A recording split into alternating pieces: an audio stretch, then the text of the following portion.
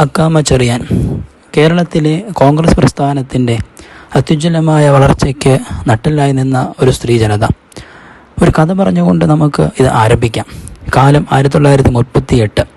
തിരുവനന്തപുരത്തെ വെട്ടിമുറിച്ച കോട്ടയുടെ മുന്നിലൂടെ തെക്കേ തെരുവ് കൊട്ടാരത്തിലേക്ക് ഒരു ജാഥ മുന്നേറുകയാണ്. സ്ത്രീകളുണ്ട് അതിൽ. ഗേറ്റിൽ വെച്ച് പോലീസ് ജാഥ നയിക്കുന്ന അംഗങ്ങളെ തടഞ്ഞു. വഴി തടയപ്പെട്ട ജാഥാംഗങ്ങൾ റോഡിൽ കുത്തിയിരുന്നു.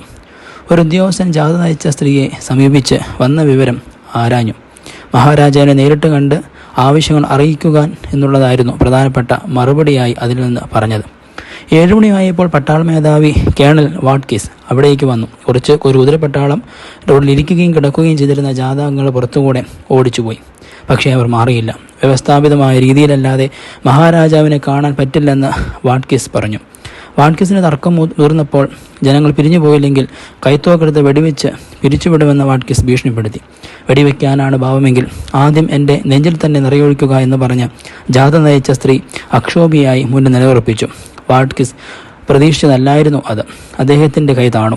നെഞ്ചുകാട്ടി മരണത്തെ നേരിടാൻ സധൈര്യം മുന്നോട്ട് വന്ന ആ സ്ത്രീജനത അക്കാമ ചെറിയാൻ ആയിരുന്നു. അക്കാമ ചെറിയാൻ്റെ ജീവിതപഥങ്ങളിലൂടെ നാം സഞ്ചരിക്കുമ്പോൾ 1909 ജനിച്ചതും 1931 BA ജയിക്കുന്നു. 1932 Saint Mary's middle school head മിസ്ട്രസ്സായി ചുമതലയേൽക്കുന്നു.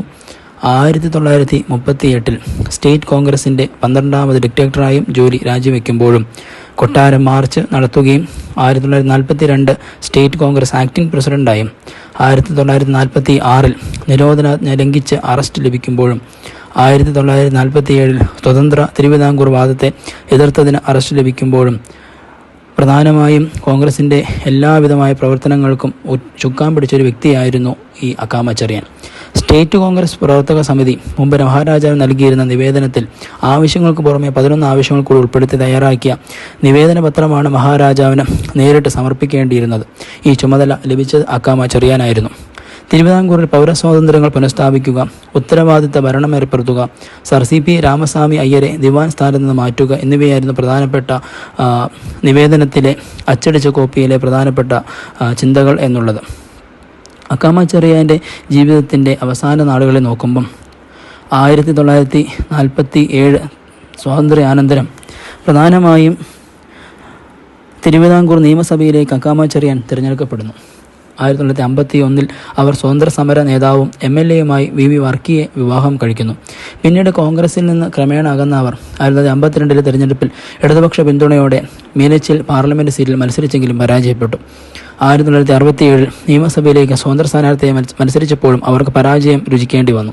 ക്രമേണ അവർ സജീവ രാഷ്ട്രീയത്തിൽ നിന്ന് പിന്മാറുകയും 1972 കേന്ദ്ര സർക്കാർ സ്വാതന്ത്ര്യ സമര സേനാനികൾക്കുള്ള താമരപത്രം നൽകി അവരെ ബഹുമാനിക്കുകയും ചെയ്തു. സ്വാതന്ത്ര്യ സമരഭടന്മാർക്ക് പെൻഷൻ നൽകുന്നതിന് ഉള്ള ഉപദേശ സമിതി അംഗമായിരുന്നു ഇവർ. 1982 മെയ് 5 അനാരോഗ്യ നിമിത്തം അവർ തിരുവനന്തപുരത്ത് അന്തരിക്കുന്നു. തിരുവനന്തപുരത്ത് വെള്ളയമ്പലത്ത് ഗവർണറുടെ ഔദ്യോഗിക വസതിയായ രാജ്ഭവൻ്റെ എതിർവശത്ത് അക്കാമ ചെറിയാൻ്റെ പൂർണ്ണകായ പ്രതിമ ഇന്നും സ്ഥാപിച്ചിരിക്കുന്നു. Thank you.